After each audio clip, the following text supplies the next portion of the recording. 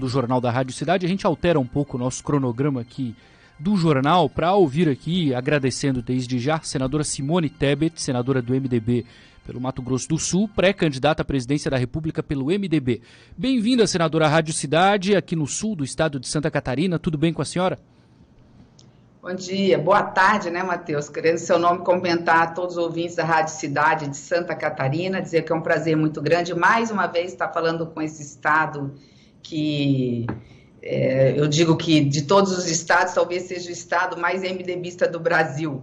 Tamanho número de prefeitos, vice-prefeitos, vereadores, enfim, grandes lideranças do MDB que se projetam nacionalmente. Estava olhando aqui, senadora, os pré-candidatos à presidência da República, algo comum dos últimos anos do país, né? São todos homens, exceto a senhora, que é a única mulher se colocando à disposição para ser a presidente da República em 2022. Como é que é esse cenário, hein, de uma mulher candidata, uma mulher falando de economia, uma mulher com propostas para Brasil?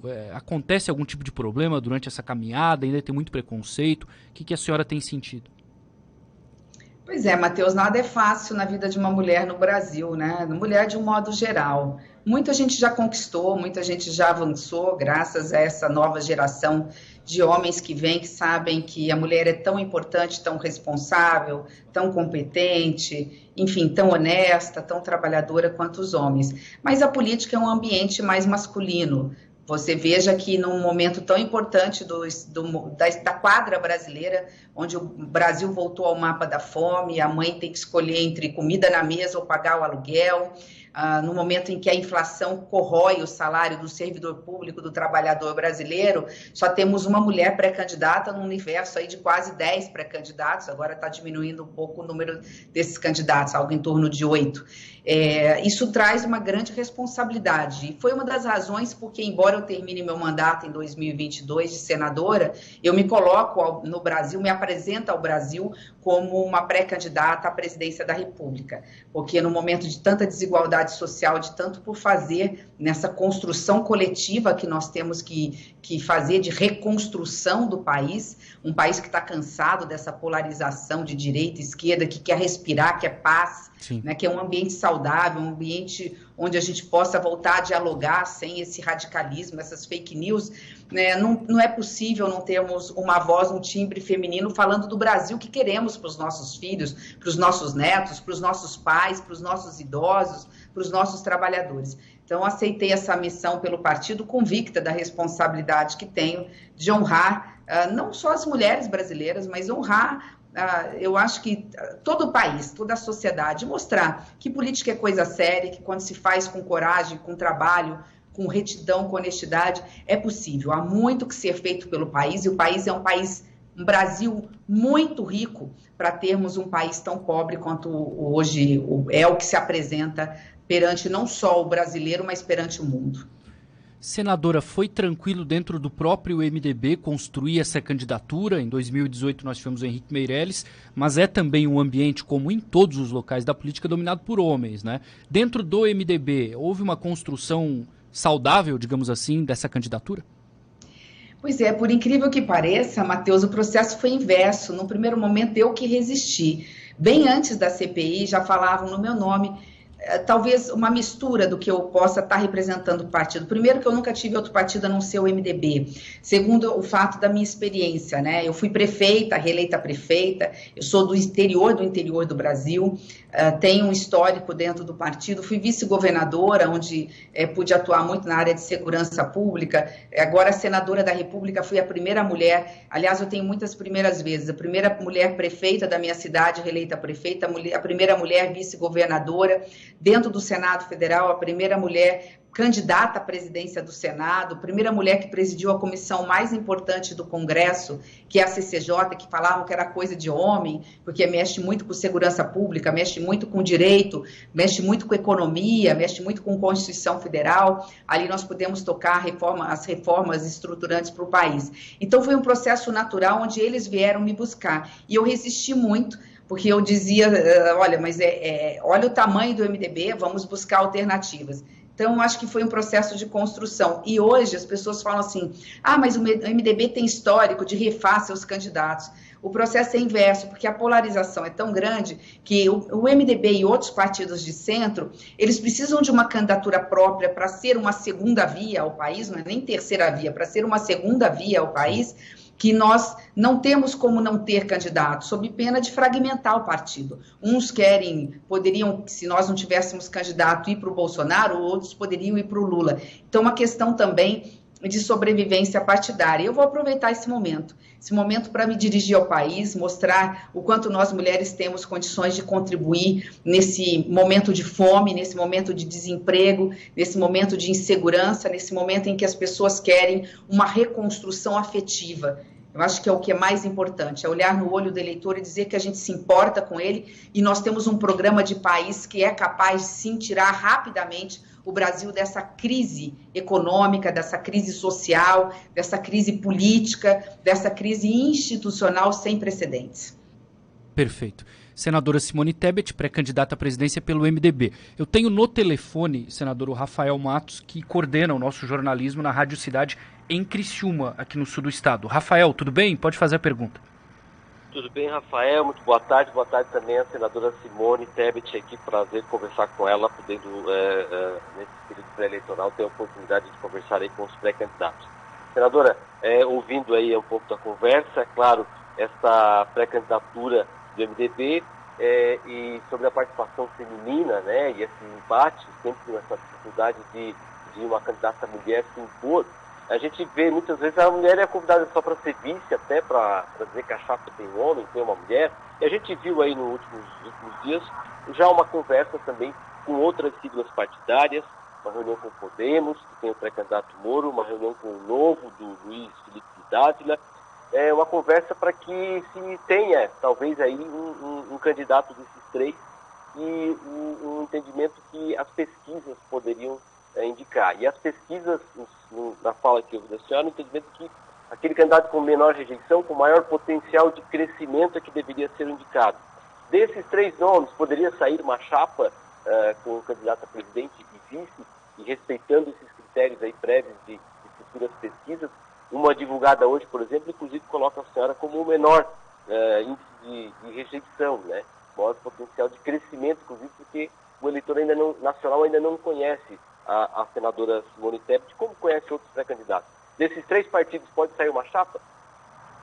Eu acredito que sim, Rafael. Em seu nome, cumprimento toda a população de Criciúma. Tenho um carinho especial por Criciúma. Quando fui prefeita, minha cidade é um pouquinho menor que a sua, tem algo em torno de 130 mil habitantes, aí deve ter um pouco mais de 200 mil, beirando 200 mil, mas tem um perfil muito importante, que é o perfil que nós queremos para o país, né? O desenvolvimento através das potencialidades da industrialização, da geração de emprego e renda.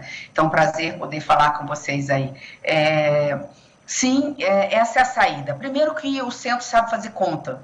Nós sabemos que hoje há pelo menos 30% da população que não quer nem Bolsonaro nem Lula, porque não aguenta essa polarização e tem medo que o processo eleitoral, num segundo turno com os dois, só termine em 2026. Ou seja, a polarização vai ser tanta que vai se discutir resultado de eleição, a inflação subindo, o dólar subindo por conta dessa instabilidade política, e isso é a última coisa que nós queremos. Se o dólar sobe, isso impacta o preço da energia que a gente paga, até o combustível para colocar na nossa moto ou no nosso carro. Nós estamos vendo aí esse fator da instabilidade atingindo fortemente os combustíveis. Não é só por conta do preço do barril Brent, que está chegando a $90, mas é em função também do dólar a desvalorização da nossa moeda ser muito grande, fruto dessa instabilidade. Então, por conta disso, o centro está unido. Agora é hora de se apresentar ao país, agora é hora de todos irem para campo, percorrer o Brasil. Lá na frente, isso automaticamente, durante os meses isso vai acontecendo, alguns vão ficando pelo meio do caminho. Já aconteceu com a União Brasil, que não fala mais de candidatura própria, o Cidadania agora, com a federação, com o PSDB, já não pode ter dois candidatos, só pode sair dali um candidato, então vai se afunilando, é um processo natural, o tempo da política é esse. Eu acredito que lá em maio, você foi feliz, nós teremos 3 candidatos. Em maio, E dentro desses 3 candidatos, eu acredito que seria, né, pelas pesquisas ou porque nós estamos analisando, o meu nome pelo MDB, o nome do governador do PSDB, Dória, e o nome do ex-ministro Sérgio Moro. E nós vamos ter que conversar, sentar, dialogar e buscar alternativa. O meu nome hoje tem um diferencial de ser a única mulher candidata, pré-candidata, de ter um menor índice de rejeição e o maior potencial de crescimento. É óbvio que eu vou lutar por isso. Eu quero ser pré-candidata, quero ser a candidata dessa segunda via, me sinto preparada, me preparei a minha vida toda, mais de 20 anos de vida pública, fora o tempo que faço política, mais tempo que isso, e é isso que nós vamos estar, e dessa forma que nós vamos estar nos apresentando ao país. Senador, o que a gente pode imaginar para essa sequência digamos assim, esse encaminhamento em relação à campanha eleitoral? Porque a gente está longe ainda de uma eleição é só em outubro, mas a gente já está vendo um país que discute muito esse processo. A senhora é senadora, então está atuando em um cargo fundamental para o país que tem muita coisa para ser discutida. Como é que concilia o trabalho de senadora para a senhora representar bem o seu estado e naturalmente todas as pessoas do país e tempo para dedicar-se também a uma candidatura à presidência da República que a gente imagina não deve ser simples? Bom, primeiro nós teremos sextas, sábados e domingos para percorrer o Brasil. E nesse meio tempo, não vamos nos esquecer que a pauta que realmente importa ao país está hoje no Congresso Nacional. Só para ter uma ideia, quarta-feira agora pela manhã, fora amanhã que teremos sessão, quarta-feira nós vamos estar discutindo projetos de grande relevância para o país. Um deles é a leitura do relatório da reforma tributária. Essa reforma que tem que ser tomada muito cuidado, que é a mãe de todas as reformas, a mais importante, a que mais atinge o bolso de todos nós, e aqui vai dar um maior alento, né? Vai dar uma maior tranquilidade para que o Brasil volte a crescer e gerar emprego e renda para a população, fazendo uma redistribuição dos impostos. Não é mais possível que aquele que tem menos pague mais impostos e aquele que tem mais pague tão pouco imposto. Numa redistribuição sem aumentar, em hipótese alguma, os impostos da população brasileira. Então, o fato de estar no Congresso esse ano, as pautas mais importantes, dei esse exemplo, poderia dar inúmeros outros, já faz com que a gente já fique discutindo o Brasil dentro do próprio Congresso Nacional e vá fazer política no período que nos permita. E se você me permitir, Matheus, eu acho que um dado muito importante, o calendário eleitoral vai fazer também com que as coisas aconteçam mais rapidamente. Nós temos uma janela do período de mudança de partido, nós temos uma janela para discutir a fusão, ou seja, a federação dos partidos. Já aconteceu cidadania com o PSDB, em breve teremos o avanço da discussão do União Brasil com o MDB, que se acontecer essa federação, colocará o MDB com a União Brasil como a federação com maior capacidade de fazer deputados federais e senadores de todos os partidos. Então as coisas vão acontecendo depois do Carnaval e vocês, obviamente, através da rádio, estarão comunicando não só Santa Catarina, mas também o Brasil. Eu só gostaria de deixar muito claro que, embora a angústia das pessoas, a preocupação com o centro democrático estar ou não no segundo turno, e a gente entende essa preocupação e ter também a nossa, mas o tempo da política é muito particular e peculiar. Nós temos que ter serenidade, paciência, para entender que esses movimentos estão acontecendo no seu devido tempo. Estão acontecendo, vão acontecer, e o que eu posso dizer com toda tranquilidade pelas pesquisas que tenho, a quase metade da população brasileira não quer essa briga, essa polarização entre o passado e o presente, quer projetar o Brasil para o futuro e busca uma alternativa, o que significa que nós temos uma avenida muito grande do centro democrático e nós vamos aproveitar essa avenida, esse espaço. Nós estaremos afunilando os nomes e no momento certo, que eu acredito em maio, teremos 3 e nas convenções eu não tenho dúvida que teremos um único nome do Centro Democrático. Tirando o Ciro Gomes, que tem uma posição muito particular que eu respeito, nós temos condições do Centro Democrático estar apresentando um único nome. Estou trabalhando para que seja o meu, porque, repito, sou a única pré-candidata mulher nesse processo. Rafael Matos. Bom, senadora, a senadora lembrou aí das particularidades do município que administrou, no Mato Grosso, com Criciúma, e eu queria usar só esse exemplo para falar sobre também uma questão que sempre todo o período eleitoral se fala, né, da participação dos municípios, da participação dos estados, da participação da federação. E a gente tem uma particularidade aqui em Santa Catarina, que tem um estado que está arrecadando bastante, fala até em excesso de arrecadação, e por isso tem investido muito em obras, enquanto o governo federal tem muita dificuldade para fazer obras. A senadora, inclusive, deve saber, né, que aqui o Estado está pagando obras da União. Como é que a senadora também percebe essas questões de orçamento e essa dificuldade, né, da União em fazer investimentos ou de distribuir os investimentos de maneira com que todos os estados sejam atendidos, já que Santa Catarina é um estado que está sempre lutando para ter recursos de investimentos federais? Rafael, cortou um pouquinho, mas acho que eu entendi a sua pergunta. Eu tive um pouco de dificuldade de ouvir, mas acho que a sua pergunta passa por uma solução. Eu dei aula 12 anos exatamente como se administra um estado, um país. Eu dei aula 12 anos sobre administração pública, direito administrativo nas universidades, fiz mestrado na PUC em São Paulo. Então, assim, isso desde os 22 anos de idade. Então, eu acompanho muito essa agenda. Eu sou municipalista por essência, não é porque eu fui prefeita, reeleita prefeita. Eu continuo uma senadora, uma representante federal, mas com viés municipalista. As pessoas moram na cidade, e isso eu sei que é redundância, mas é preciso entender o que isso significa. Significa que quando a mãe ela não tem condições de pagar aluguel, ela bate na porta do prefeito, do vereador.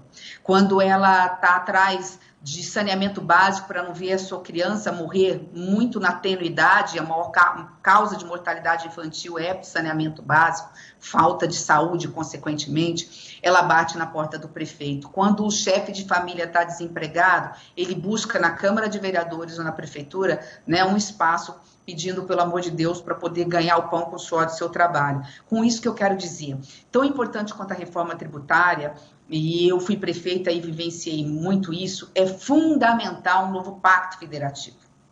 A própria reforma tem que vir para garantir não só aos estados brasileiros como Santa Catarina, mas a todos os municípios do Brasil uma igualdade na distribuição dessa carga tributária. Não é justo que 90%, até mais, dos serviços públicos, daquilo que a sociedade tem direito, seja de responsabilidade dos prefeitos, e a maior parte dos impostos que ela paga fique concentrado na mão da União e dos estados. E tão pouco, 16% em média, vai para os prefeitos, para as prefeituras. Excepcionalmente, no período da pandemia, os governos estaduais receberam muito dinheiro. Não é só Santa Catarina, excepcionalmente em 2020 e 2021, a maioria dos estados receberam acima da média recursos para as obras e para serviços, porque nós, do Congresso Nacional, injetamos recursos extraordinários na ordem de 120 bilhões de reais, fora as ajudas de auxílios, Auxílio Brasil, que movimentou a economia em todo o país. Mas isso foi em caráter excepcional, é importante que se diga. O grande problema do Brasil é fazer uma reforma tributária em que todos possam ganhar, a população brasileira seja tributada o menos possível, pague o menos possível de carga tributária, principalmente quem mais precisa, readequando, mas mais do que isso, né, nesse novo pacto federativo, poder fazer com que os municípios não percam, ao contrário, eles possam estar ganhando nessa redistribuição. Além dos municípios, obviamente, um olhar com os estados brasileiros, especialmente os estados que produzem. Eu sei que eu estou sendo longa, mas há no Senado, e nós estamos discutindo a reforma tributária, agora em que nós estamos muito voltados com olhar com os estados, mas nós não podemos esquecer que a maior fonte dos municípios é o ISS e que essa fonte, esse ISS, vai desaparecer e vai ser incorporado em outros tributos. Mas nós também estamos atentos a isso. Senadora, a gente aqui em Santa Catarina, no Grupo Catarinense de Rádios, a gente bate muito na questão dos custos, tanto da política quanto do judiciário também. Nós temos um fundão, por exemplo, muito alto, e o MDB é um dos grandes partidos do país, se não o maior partido, pelo menos é o mais tradicional, não é? Como é que o eleitor catarinense pode apostar que a senhora, caso seja eleita presidente da República, possa trabalhar para que as pessoas não trabalhem tanto durante o ano para bancar, senador, essa máquina política e do judiciário também tão grande? Bom, 3 coisas muito rápidas, Matheus. Sua pergunta é muito importante. E eu falo assim que o meu histórico fala por mim. É muito fácil, quem está me ouvindo, fala assim, é mais uma política falando. Busquem no meu histórico e vejam como é que eu voto dentro do Congresso Nacional e como é que eu votei. Então, são 3 coisas. Primeiro, você tocou numa questão do judiciário, que passa um pouco por que eu sou contra essa reforma administrativa que está no Congresso. É só para inglês ver e enganar a população. Ela merece ser jogada na lata de lixo. Ela não mexe com os privilégios, nem do judiciário, nem de outros setores, e quer colocar o servidor público como grande vilão. Quando a gente sabe que a média do salário do servidor público em municípios, ela não passa de R$ 2.500. A média salarial dos estados, ela não passa de 3.500. E se você for olhar a média dos salários dos servidores federais, ela não passa de R$ 4.500, R$ 5.000. Mas, em compensação, a gente tem privilegiados que dão impacto de 4 a 5 bilhões por ano de prejuízo, de cheques poupudos de pessoas, não só no judiciário, mas também fora dele, mas especialmente no judiciário, mesmo no Ministério Público, que recebem cheques de 140, 150 mil reais por mês, especialmente no final do ano. Então, você tem que acabar com esses privilégios e aplicar a Constituição. Basta aplicar a Constituição e fazer uma verdadeira reforma administrativa que deixe de pegar no pé no servidor que realmente trabalha. Então, esse é um ponto. O segundo ponto é a questão do fundo. Eu sou a favor do financiamento da democracia. Você não faz política sem recurso, mas não 5 bilhões de reais como hoje tivemos agora a votação no Congresso Nacional com o aumento do fundo, não com o meu voto do aumento do fundo. Eu prefiro o fundo financiado público do que o fundo de empreiteiras que depois vão cobrar uma conta muito alta em relação a isso. Então, dito isso, é só buscar o meu histórico para ver que eu sou contra esses excessos, votei contrário ao aumento do fundo, embora sou a favor do financiamento público e não privado de campanha, e acho que a verdadeira reforma administrativa é aquela que coloca o dedo na ferida. Ou seja, vamos mostrar ao Brasil quanto é que custa cada servidor, quanto é que custa o judiciário, quanto é que custa o Ministério Público próprio, legislativo, para que a própria sociedade participe. E, por fim, o terceiro ponto, que eu acho que é importante, a gente fala muito de reforma tributária, de impostos, mas a gente precisa desburocratizar o Brasil. Quando a gente fala em desburocratizar, é simplificar a cobrança dos impostos, unificar esses impostos. A população brasileira não tem que pagar 8, 10, 12 impostos do Brasil. Nós temos que implantar o IVA dual, 2 impostos no Brasil, dentro desse processo, além da transparência. O custo para as empresas gerar emprego e renda no Brasil hoje, com a burocracia, gira em torno de 60 bilhões de reais. Por quê? Porque nós temos um sistema tributário que é confuso, que você tem que conhecer 2.500 tipos de atos normativos e tem que contratar administrador, contador, advogado. Imagine uma microempresa, um MEI, ou mesmo uma pequena ou média empresa, tendo que contratar na sua máquina, a sua estrutura administrativa, atividades meios para poder gerar a sua atividade fim. Então, quando você começa a cortar esse tipo de burocracia, você causa riqueza para o município, porque você causa riqueza para quem produz. Agronegócio, setor, que é o setor primário, o setor secundário, que é da indústria, e, consequentemente, aquele que mais gera emprego, que é o setor terciário, que é o setor do comércio e de serviços, que gera hoje algo em torno de 60% dos empregos diretos, formais ou informais no Brasil. Perfeito. Então, você tem que saber cortar onde cortar. Resumindo, Matheus, não é que falta dinheiro no orçamento para fazer as obras tão necessárias e prestar os serviços de qualidade à população. É preciso só reorganizar. Não é que nós temos que aumentar a carga tributária do povo brasileiro, muito pelo contrário. Nós temos que saber aplicar esses impostos que são pagos, redistribuindo a carga tributária para poder fazer fartura e chegar lá na ponta e chegar lá na mesa do trabalhador brasileiro. Deixa a gente fazer a última pergunta, entrevista com a senadora Simone Tebet. Rafael Matos. Bom, senadora, para fechar, a gente queria voltar só para a questão política, porque algumas pesquisas indicam aí que nessa conta da polarização, que Moro tira voto de Bolsonaro e não tira voto de Lula. E tem pouco candidato que tira voto de Lula. Como é que a senadora avalia essa observação que é feita a partir, né, de algumas pesquisas aí que têm sido divulgadas? Rafaela, está correto, mas se a gente for analisar hoje, tudo é um jogo de xadrez, né? Política é assim, a gente quer trabalhar com os fatos que tem, ter foco e ter meta. A meta do Centro Democrático é estar no segundo turno e unificar um nome em torno desse segundo turno. Hoje, se as eleições fossem hoje, o Lula estaria no segundo turno. Então, desidratar o presidente Bolsonaro não é ruim para o Centro Democrático. Por que eu digo isso também com muita tranquilidade? Porque quem quer que vá para o segundo turno, não sendo Bolsonaro, porque a pesquisa não consegue avaliar, ganha as eleições do Lula. A pesquisa, todas as pesquisas que nós vimos, tanto a Quant quanto a Quali, falam o seguinte: o problema do centro não é o segundo turno, é o primeiro turno. Nós temos que ir para o segundo turno. Se nós formos para o segundo turno, seja qual for o nome, nós ganhamos do ex-presidente Lula. Então, dentro dessa desidratação do Bolsonaro, isso não é ruim para nós. Porque nós temos que derrotar, nesse caso, o presidente Bolsonaro para estar no segundo turno e, consequentemente, ganhar do ex-presidente Lula. Então, essa não é uma notícia ruim para quem está visualizando, e felizmente ou infelizmente, o fato de que, a continuar assim, o Lula está no segundo turno. A questão é quem é que vai com o Lula para o segundo turno. E um dado, gostando ou não do que eu vou dizer, eu sei que posso não estar agradando, né? No meu estado não é diferente quando eu digo isso. Mas hoje, o Lula quer o Bolsonaro no segundo turno e não quer ninguém do Centro Democrático no segundo turno.